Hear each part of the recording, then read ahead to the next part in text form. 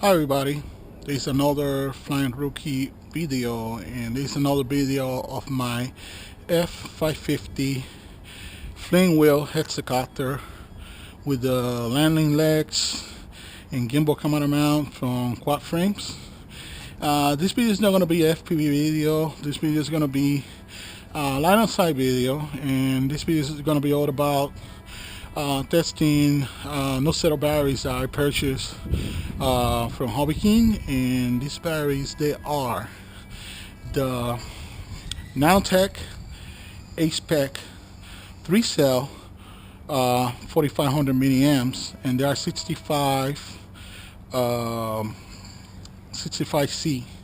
Okay, I got two of these batteries in parallel. Okay, so as you can see, that connected to the parallel connector. Got one over here in the bottom, and I got another one over here in the top. Okay. What is special about this battery is this battery, as you can see, it's really flat, it's really thin. Well, the most impressive thing about this battery is that it's a 4500, but it's as light as a 3300 battery from Hobby King. So I got these two batteries over here, that the other ones that normally get fly with this aircraft. I got the NANO-TECH 3300.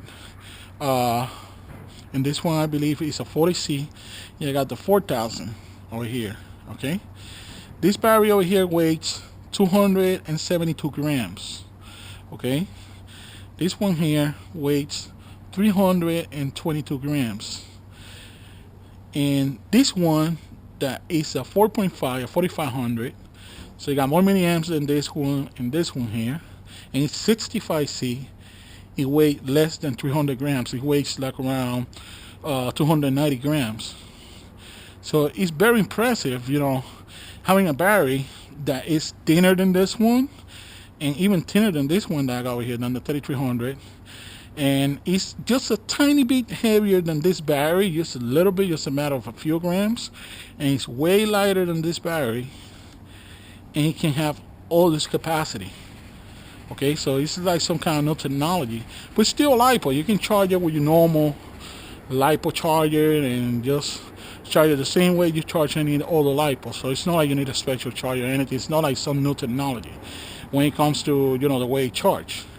Okay, but it's the capacity and the lightweight. So normally when I fly with two of the 4000s that are over here, when you put in parallel, the voltage is going to remain 3-cell, because I fly this aircraft on 3-cell. I don't fly this aircraft on 4-cell LiPos.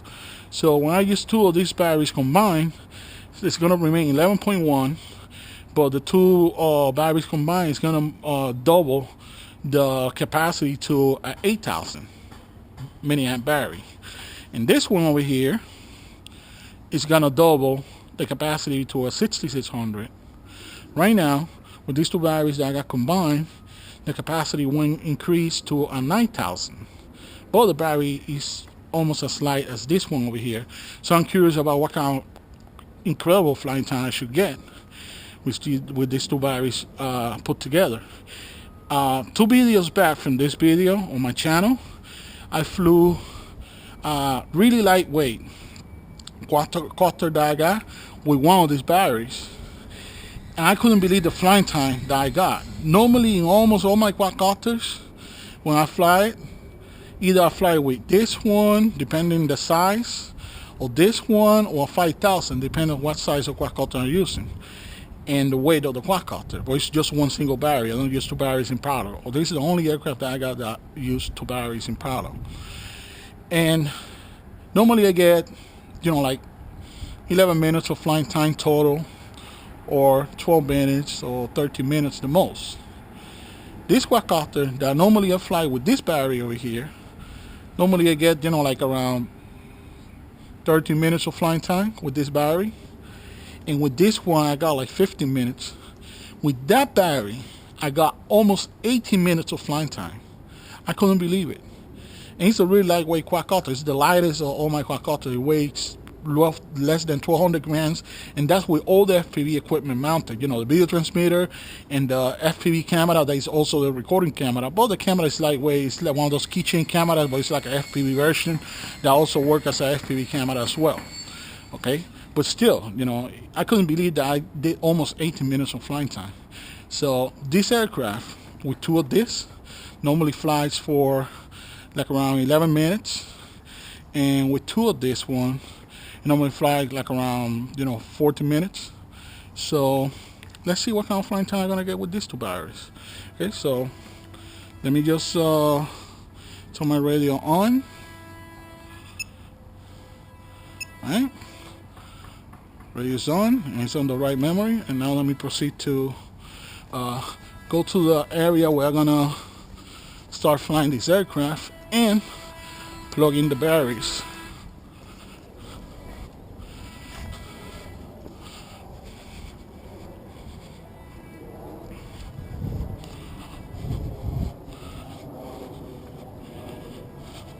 And you can see on my aircraft, I got all my FPV stuff. I got my video transmitter, and it's gonna be powered. I got my GoPro. I mean, like I said, this is not gonna be an FPV flight, but I'm gonna do the flight with all the equipment installed and see what kind of flying time I'm gonna get. So let me just go to the floor and plug everything in.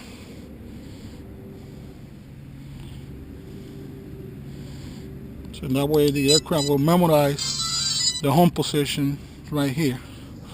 Okay, so it's plugging. So I gotta wait for the GPS to acquire the satellites. So it's flashing red and green because it's in GPS mode. So when the red light disappears, that means he acquired all the satellites. So I have to give it some time for that.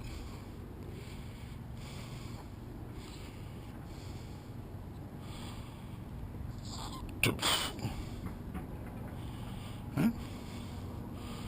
And it shouldn't have that much power in acquiring satellites because, as you can see, it's sunny. It's like 45 degrees and Fahrenheit, and the sky is blue. Okay, there's no more red lights, so that means that I acquired all the satellites. So now let me arm it.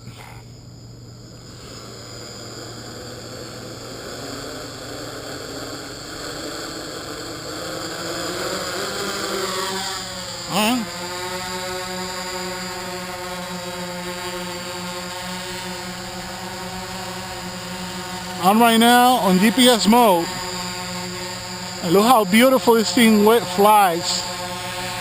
Hands off. Can get better than this. You just have to lower the throttle a little bit so he can stay in attitude hold. Just a little bit of breeze right now. That's why the aircraft's shaking a little bit, but it's just almost nothing. It's flying beautiful. And the best part is I'm not getting any of this damn, you know, toilet bowl effect that I was getting before. And I correct that by using the, you know, doing that thing that many people they argue that it doesn't do nothing, but it actually works in all my 4 NAZAs.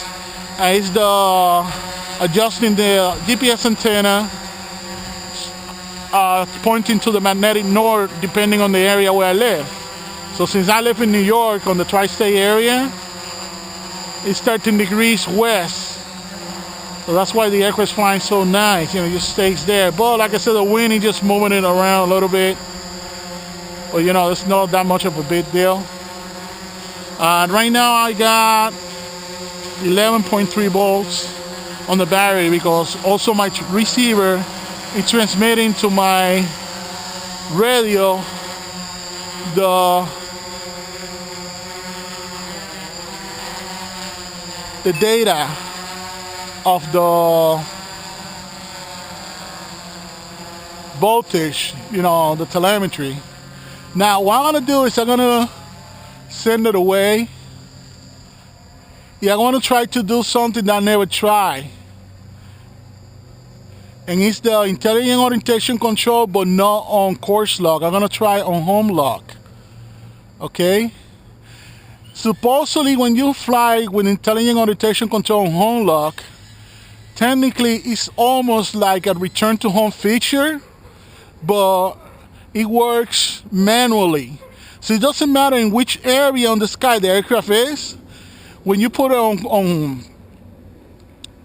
home lock, when you push the trigger back, the aircraft is supposed to come back the same way you left. So I'm just gonna make the aircraft look to another direction too. Okay. Now I'm gonna go to the intelligent orientation control. I'm gonna put in home lock. Okay. And now I'm gonna push the trigger back, and it's supposed to come back to me. Yeah. And I'm moving the trigger back, and he's coming back to me. That's really cool. That's the cool thing about having the NASA. Now I got it really high, so I want to low with it. So let me just turn off the intelligent orientation control, and then just bring the aircraft down. First of all, I have to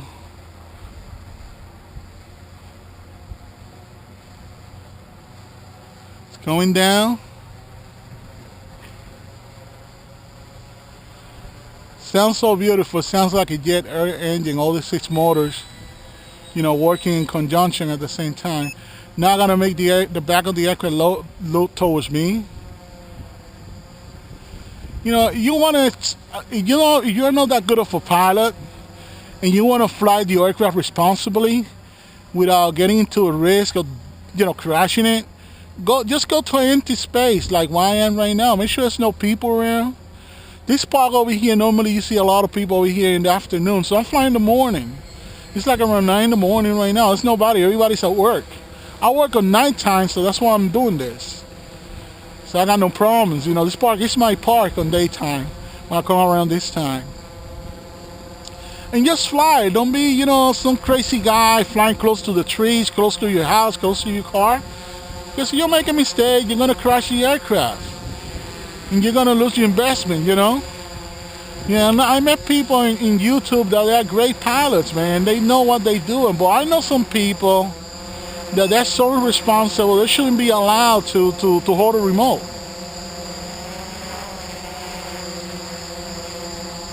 You know, they got no skills. I got no skills. I'm not that good of a pilot in line of sight. That's why I always fly on FPV, because there's no orientation issues when you fly FPV. But when I fly line of sight, I'm careful. You know, I don't do crazy stuff because I know I'm not good. I know if I do something stupid, I'm gonna damage my investment. I could hurt myself. I could hurt somebody else. You know, it's not worth it. You can see I'm in position hold right now. Okay, I'm not touching anything. I mean, like I said, it's like a little breeze, so you just move the aircraft, move it up a little bit, move it down a little bit, but pretty much the aircraft's flying nice. Now I'm gonna try again the intelligent orientation control in home lock. This time I'm gonna send the aircraft that high in the air, but I'm gonna send it away, but this time to this direction. You just have to make sure that I'm clear from these little trees. All right. Now I'm gonna turn it on. Got now the intelligent orientation control turned on. And now I'm gonna turn around the aircraft. And I'm gonna bring it back by just moving the stick back, and he's gonna come back to home again. And you can see it's coming back. This, like I say, it's like a return to home, but it's like a manual return to home. Well, of course, you have to land it yourself. And just bring the stick back. And my aircraft is looking towards me. If the orientation was, you know, set up normal, the aircraft, when I push the stick back, since the aircraft is looking towards me, the aircraft is supposed to go away from me, not go towards me. Well, that's the nice feature about the intelligent orientation control. Okay, so now I'm just gonna turn it off. You're gonna make the aircraft look, you know, I want the back of the aircraft, you know, look towards me. That's the red arms. And then I'm gonna bring it, you know, back to me again. That's the beautiful thing about the NASA. You're a decent pilot, you're a responsible pilot. You also are good, setting up things, you got a good understanding of this aircraft. You're gonna go a long way with it. That's why I love it. I love this Hexacopter. It might not be a flame wheel, I might not be a S800, but it's a great aircraft, Got my nice gimbal, I got one of my GoPros in there. And it's working nice, There's nothing else to ask for. Right now I'm flying for 8 minutes. And I got 10.5 volts on the battery. Okay? Now what I'm going to do is I'm going to use what they call the course lock. Now the course lock, it will make the intelligent orientation control work from the point of origin. It doesn't matter. The home lock only works, when the aircraft is like, I'm going right now to 9 minutes of flying time. The home lock is going to work only when the aircraft is like 10 meters away from the point of origin. I think it's 10 meters, I'm not sure. But the course lock is going to work from the beginning, from the get-go, from the point when you take off. It doesn't matter. Now I'm going to show it right now. I'm going to go to course lock. Okay? And now you can see the aircraft. When I move the stick to the right, the aircraft goes to the right. When I move the stick to the left, well, of course, the aircraft is looking towards me. Now, you just walk away. I want to go to beyond this this volleyball mats that I got over here.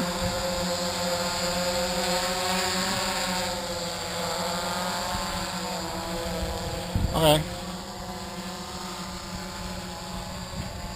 Okay. Now I'm gonna make the aircraft look towards the left. But still, the aircraft is looking towards the left, but when I move the stick forward, the aircraft goes sideways away from me. When I move the stick backwards, the aircraft is moving sideways towards me. When I move the stick to the left, the aircraft is moving forwards towards the left. And when I move the stick right, the aircraft moves towards the back.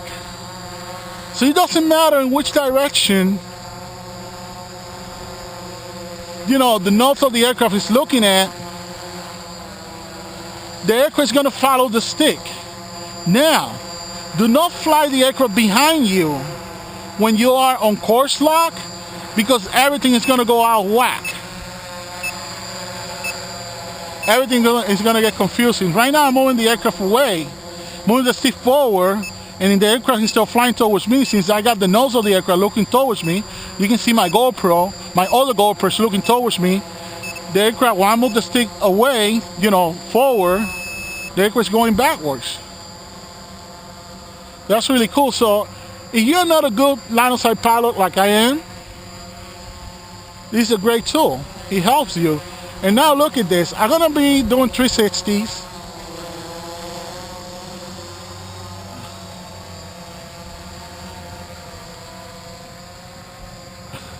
It don't matter. I'm moving the stick forward. I'm moving the stick to the side. The aircraft is doing 360s. And now I'm going to move the aircraft towards the left and still doing the 360 and still going towards the left. Now I'm going to move it away. It don't matter.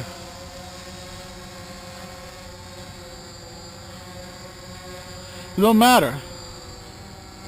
The aircraft is still going to continue to go to the left.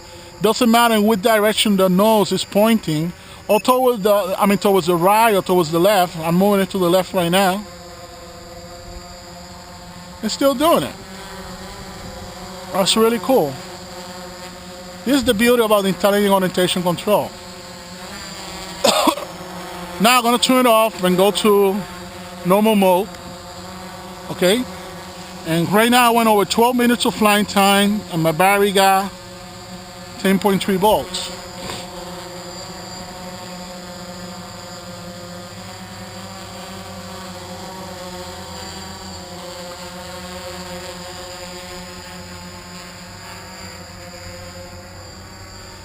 Not right now. I got the orientation, you know, the way it's supposed to be, you know, normal mode like any other aircraft. So I have to keep the red arms looking towards me, because since I'm not a good pilot on line of sight, I might get confused. I mean, I could take my chance. Oops, my battery alarm just went off a little bit and it just cut off. Okay, so I'm gonna land there because these lights wanna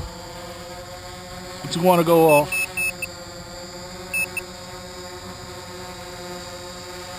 And land it.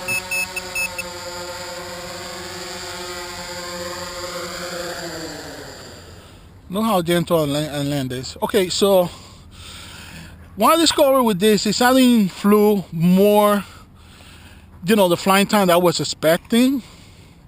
I just did, you know, like 13 minutes to 13 seconds. It flew longer than the 23300 combined, but it flew about the same time that I got with the 24000s when I used them parallel. So the 24000s, they give me 13-14 minutes of flying time. The 23300s, they gave me, you know, like 11 minutes of flying time total. So it wasn't as good as I thought it was gonna be, you know, when I compared it with the 24000s, but it was better than the 23300s. And the beautiful thing is, you know, the aircraft stayed light because it's lighter, because it got less, you know, they got two batteries that they weigh the same, about the same as the 3300. So the aircraft, when you fly, it's not going to feel heavy. It's going to feel more maneuverable. It's going to feel more agile flying with these two batteries. Now, there's two downsides about these batteries that I don't like. One thing is that these people, they came with these really, really short cables on this aircraft, okay? And I had to, it come with some weird proprietary connectors from Hobby King that I never seen before. And they supposedly, they call it 5mm, but they are not really 5mm. I saw 5mm connectors before. And this thing doesn't look at all like a 5mm. You got one male and one female of those connectors. So you will have to either buy the battery adapter connectors that Hobby King sells. So that way you can use this battery with, you know, whatever aircraft you use, depending on the connector. They sell three types of connectors. They sell the EC3. They sell the yellow one that I forgot the name, was very popular among airplanes. And they sell the other one, that's the DINS connector. And they come already with those adapters so you can plug it here. But since I use trusted connectors, what I did is I just removed these special connectors. I put some Castle Creation 4mm connectors in here. And then I just solder, you know, a cable with the trusted connectors. So in that way, that will be, you know, it's going to be permanently installed. And then I put some extra you know, like a really thick heat shrink, so in that way it will keep everything together and it won't let the connectors, you know, come off or anything, you know. So that's what I had to do with this. But you use either the DINS or the yellow connectors or the EC3s on any of your aircrafts, and then all you have to do is when you buy this battery, you have to buy the adapter. So my conclusion is this battery, I think it really works awesome. Or like a small quadcopter, you're really going to see the performance when you compare it with all the batteries of the same weight but with less milliamps. But when you compare this battery with something that you know, when you try to use it on a heavier aircraft like this one over here, still going to give you good results, but it's not going to be as great, you know, the advantage that you're going to get on this large aircraft like the advantage that you would get on a smaller one. I mean, this is the first time that I fly this aircraft with these two batteries. I still like it. Now, like I said, that's one of the bad things, those weird connectors that they come, because it doesn't even got a long wire. The wire is really short. It probably comes, you know, like 2 centimeters off the battery, and then you got those weird connectors, and then you have to buy the adapter, those weird, you know, 5mm connectors, and then you have to, you know, buy the adapters from Hobby King, so will allow you to hook it up to the aircraft. But the other thing that I don't like is the price. I mean, when you compare this battery with most of the other batteries from Hobby King, you know, most batteries like this 3300 over here, I think they cost like around $30, and the 4000 that I got over here, this was 40C. And this other 4000 NANO-TECH I got over here, there's also 40C. This one costs like around 35 bucks, you know, $35, $37. You know, that battery costs $55 each. That's the only thing that I don't like. So I'm gonna do another test flight with this battery in another on my quadcopters, but it's gonna be one of my larger ones. Yeah, I'm gonna try and see if we make a big difference, because I'm gonna try on a quadcopter that normally I fly with a 5000. So I'm gonna try this battery and see if it flies as long as the 5000 when it fly a little bit less, because this quadcopter is my HTFPV, and normally I either fly with the 5000 or I fly with this with the 4000 that I got over here, this battery over here. So I gotta see, you know, we you know, what kind of results I'm gonna get with that quadcopter using this one versus that one versus the 5000 that I use, and see what kind of advantage I'm gonna get. Like I said, it works over here better than the 3300, but it didn't beat the 4000 that I got over here. Okay, so this is it for this video.